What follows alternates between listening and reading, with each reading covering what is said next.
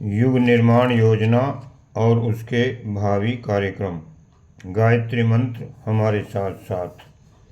ओम भूर्भुवः स्वः तत्सवितुर्वरेण्यं भर्गो देवस्य धीमहि धियो यो न प्रचोदयात्। देवियों, भाइयों, युग निर्माण योजना का प्रारंभ इस उद्देश्य से हुआ है कि मनुष्य की भावनात्मक स्थिति में परिवर्तन किया जाए और उसे ऊंचा उठाया जाए। संसार में जितनी भी समस्याएं हैं, उन सारी समस्याओं का एकमात्र कारण यह है कि मनुष्य का भावनात्मक स्तर गिरता हुआ चला गया। यदि मनुष्यों का भावनात्मक स्तर ऊंचा हो तो जो समस्याएं आज हमको दिखाई पड़ती हैं, उनमें से एक का भी अस्तित्व न रहे। जितनी भी कठिनाइयाँ मनुष्य के सामने हैं, वे उसकी स्वयं की पैदा की हुई हैं, वास्तविक नहीं।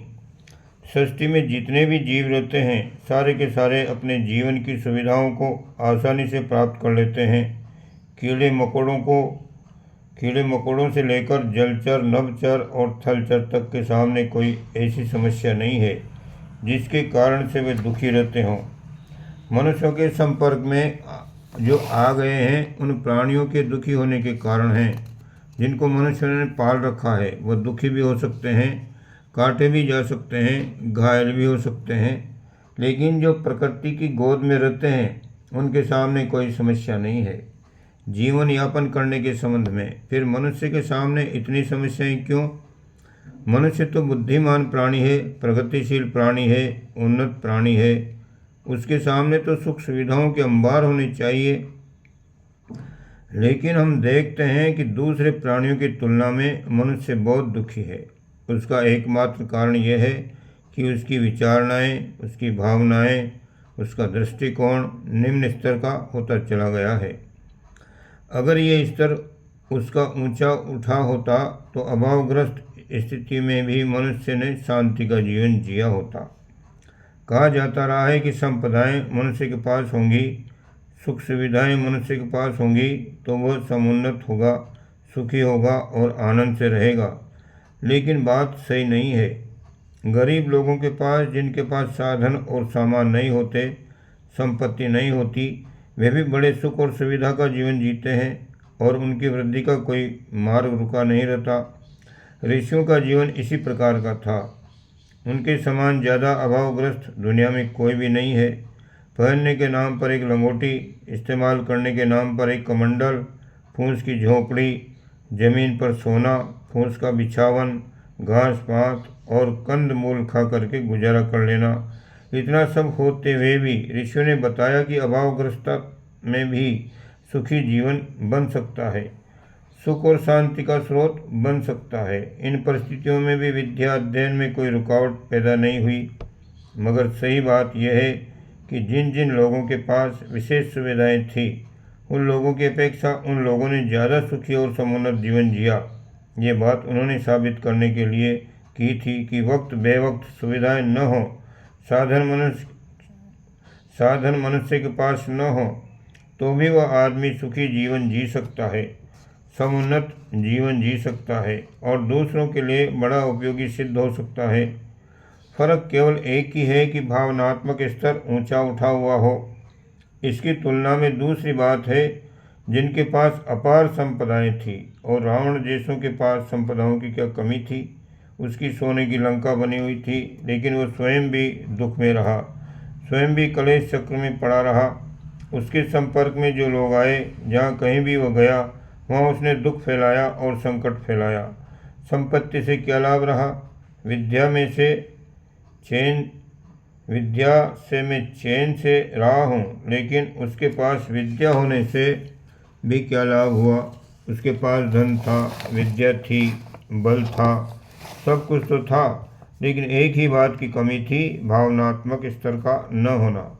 बस एक ही समस्या का आधार है, जिसे यूँ हम समझ लें तो फिर हम उपाय भी खोज लेंगे और विजय भी मिलेगी। उपाय हम अनेक ढूंढते रहते हैं, पर मैं समझता हूँ कि इतने पर भी समाधान नहीं हो पाते। खून अगर खराब हो तो खराब खून के रहते हुए फिर कोई दवा दारू कुछ काम नहीं करेगी। फुंसियाँ निकलती रहती हैं, एक फुंसी पर पट्टी बांधी, दूसरी फुंसी फिर निकल पड़ेगी। एक घाव अच्छा हुआ, दूसरा घाव फिर पैदा हो जाएगा। बराबर कोई न कोई शिकायत पैदा होती रहेगी। खून खराब न हो तब, खून साफ हो जाए तब न कोई फुंसी उठने वाली है और न कोई चीज़ उठने वाली है। ठीक इसी प्रकार से अगर हमारा भावनात्मक स्तर ऊंचा हो तो न कोई समस्या पैदा होने वाली है और न कोई गुत्थी पड़ने वाली है। इसके विपरीत हमारी मन स्थिति और हमारा दृष्टिकोण गिरा हुआ हो तो हम जहाँ कहीं भी रहेंगे अपने लिए समस्या पैदा करेंगे और दूसरों के लिए भी समस्या पैदा करेंगे। यही वस्तु स्थिति है और यही इसका आज की परिस्थितियों का दिग्दर्शन है। भूतकाल में भारतवर्ष का इतिहास उच्च कोटि का रहा है, समुन्नत रहा, सुखी रहा। इस पृथ्वी पर देवता निवास करते थे, स्वर्ग की परिस्थितियाँ थी, इसका और कोई कारण नहीं था। न आज के जैसे साधन उस जमाने में थे। आज जितनी नहरें हैं उतनी उस जमाने में थी कहाँ। आज बिजली की जितनी साधन शक्ति प्राप्त है उस जमाने में कहाँ थी। आज जितने अच्छे पक्के मकान और दूसरे यातायात के साधन हैं उस जमाने में कहाँ थे। लेकिन इस पर भी देश संपदा का स्वामी था। इस देश के नागरिक देवताओं के शिविर में चले जाते थे। ये भूमि तब स्वर्गादपि गरीय सी मानी जाती थी। यद्यपि आज की तुलना में अभावग्रस्त थी, उस जमाने में इसका क्या कारण था? इसका कारण एक ही था कि उस जमाने के लोग उच्च कोटि का दृष्टिकोण अपनाए हुए थे। उनकी भावनाएं उच्च स्तर की थी।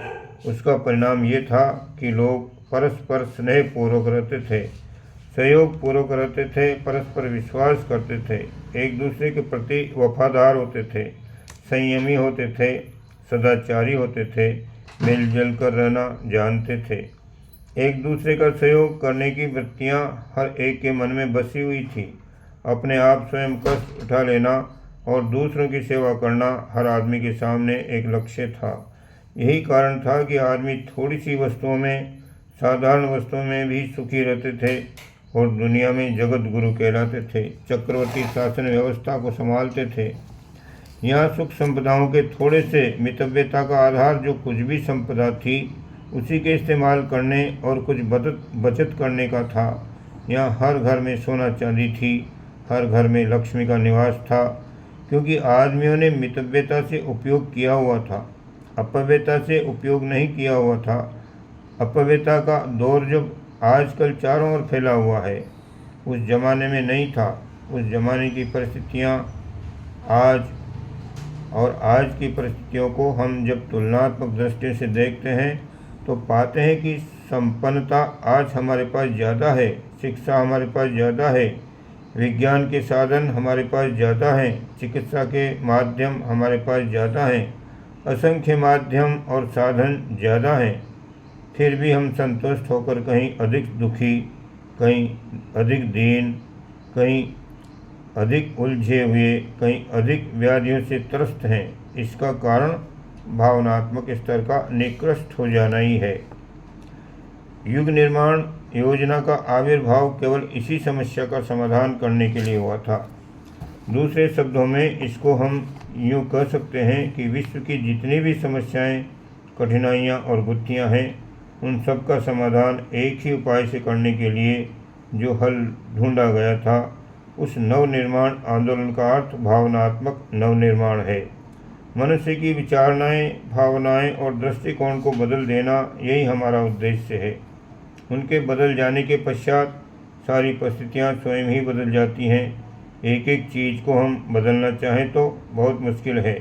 हजारों समस्याएं सामने हैं, उनको अलग अलग तरीके से हल करना असंभव है, क्योंकि जैसे जैसे मनुष्य की आमदनी बढ़ती चली जाएगी उससे हर आदमी का खर्च बढ़ता चला जाएगा।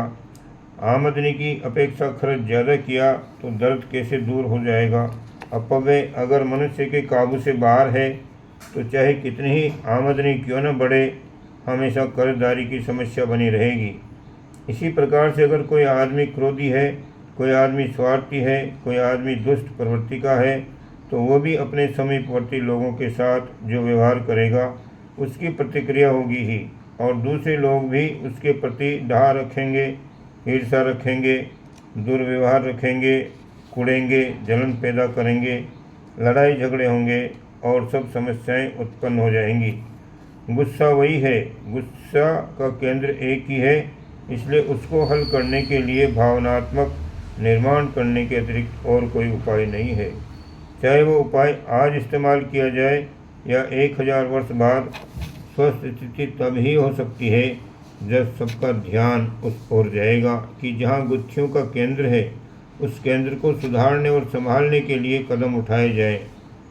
युग निर्माण योजना ने ये कदम उठाया और उसकी ओर पांव बढ़ाया, इसलिए हमारा प्रयास भावनात्मक निर्माण है। इसी का दूसरा नाम ज्ञान यज्ञ है। ज्ञान यज्ञ के विचार क्रांति के नाम पर युग निर्माण योजना द्वारा बहुत दिन पहले कुछ क्रियाकलापों के लिए एक मंच, एक साधन, एक माध्यम बनाया गया था और उसको धर्म मंच माध्यम बोला गया था, क्योंकि भारतवर्ष की प्रतिक्रिया विशेष रूप से इसी लायक थी। भारतवर्ष में 80% लोग बिना पढ़े लिखे रहते हैं और ये 80% लोग देहातों में रहते हैं। उनके मानसिक स्तर ऐसे हैं जिनको कोई चीज़ समझी या समझाई जा सकती है तो वो धार्मिक क्षेत्रीय है।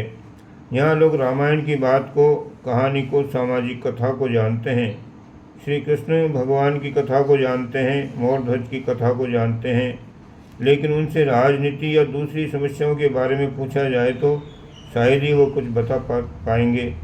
यहाँ का देहाती व्यक्ति भी लोक परलोक की बात, भगवान की बात, आत्मा की बात, तीर्थ यात्रा, पुण्य परमात्मा की बात, परलोक की बात किसी हद तक बता सकता है और दूसरी बातों को नहीं। इसलिए ये तय किया गया कि लोगों का मन बदला जाए, लोगों की दिशा जिधर है वह, लोगों का ध्यान जिधर है, लोगों की जानकारियाँ जिस क्षेत्र में है, उनको हाथ में लेकर भावनात्मक नवनिर्माण का प्रयास प्रारंभ किया जाए। धर्म सत्ता और राज सत्ता दोनों समानांतर हैं। अगर ये राज सत्ता चाहे तो लोगों के मानसिक स्तर को ऊंचा उठा सकती है और लोगों को दिशाएं दे सकती है, लोगों को क्रोध से रोक सकती है और लोगों को शुद्ध और सदाचारी बना सकती है। इसी प्रकार से धर्म सत्ता में भी वो सामर्थ्य है कि वो लोगों की भावनाओं को पढ़ सकती है और लोगों को अच्छे मार्ग पर चलने के लिए प्रेरणा दे सकती है। अतः प्रयास यही किया गया है कि हम धर्म तंत्र को संभालें और उसकी शक्ति का उपयोग करें तथा लोगों की भावनाओं को ऊंचा उठाने के लिए प्रयास करें। धर्म तंत्र अपने आप में बड़ा सामर्थ्यवान है। धर्म तंत्र में 56 लाख व्यक्ति संत और महात्मा, बाबा और ब्राह्मण के रूप में भारतवर्ष में 7 लाख गांव में रहते हैं। भारतवर्ष में 7 लाख गांव हैं और 56 लाख संत महात्मा हैं। हर गांव के पीछे 8 आदमी आते हैं। अगर ये 8 आदमी चाहें कि हर गांव को अपना कार्य क्षेत्र और सेवा क्षेत्र बना लें तो हर गांव में से शिक्षा की समस्या को हल किया जा सकता है, सामाजिक गुत्थियों की समस्या को दूर किया जा सकता है, विषमताएं और दूसरी बुराइयां जो हमारे देहातों में व अन्य जगहों में फैली हुई हैं उनको मिटाया जा सकता है। ये काम कोई कठिन नहीं है। सफाई की समस्या को सहज ही हल किया जा सकता है।